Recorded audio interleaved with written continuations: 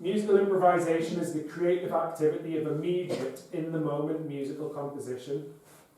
So the first thing I do when I'm introducing improvisation, and I do this with year 5s and 6s, I don't really look at it below this age, is what was the last conversation you had? So that's an open question to the floor now.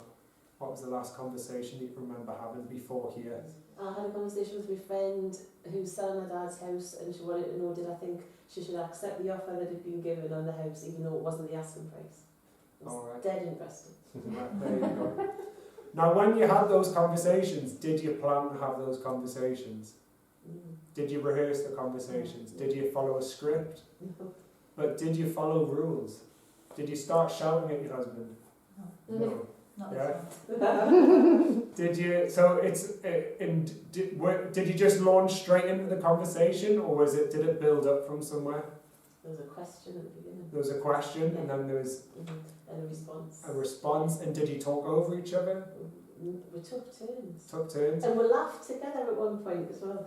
So I always, whenever I introduce improvisation to kids, I always start from that premise and ask little questions about, well, what things wouldn't happen in a conversation, or what would be weird in a conversation, and what would be normal in a conversation, and all of these things come up. And then I say, okay, we're going to have the same conversation using nonsense language, and we're going to follow the same process. So Jane, could I have a conversation with you in nonsense language?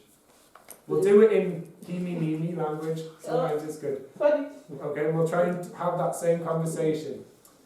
He-me-me-me-me-me-me-me-me-me. Oh, meeny, heeny, meeny.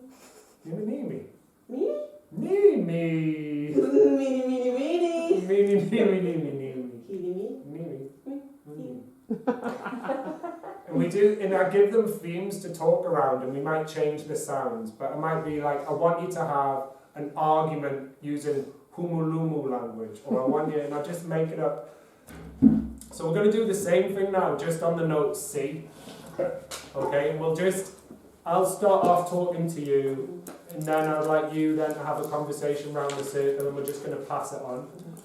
And again, I want you to just think about following those natural contours within verbal communication, because I imagine that verbal communication probably came from music, or music came out of verbal communication. So we might as well just keep that idea alive.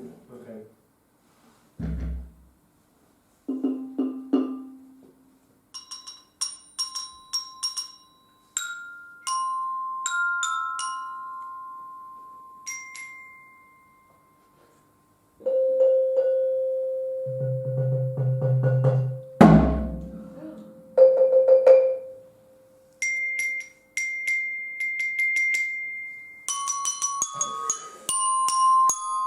I love how you're adding extra notes. Yeah. Oh, That's sorry, what I'm you not. say. I have. Oh, sorry, I've totally lost it. This is Because like- I was writing something down when you said it, and then I've forgotten. I'm just going to add a new rule now. I'll introduce now to you actually the pentatonic scale. That's probably the best thing to do to move this on, so you can use some extra notes. You're going to use C, D, E, G, and A.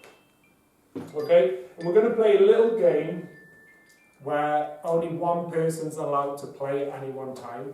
So if you hear someone else playing, you have to stop. If there's space, you're allowed to play. And you're just having a conversation using those notes.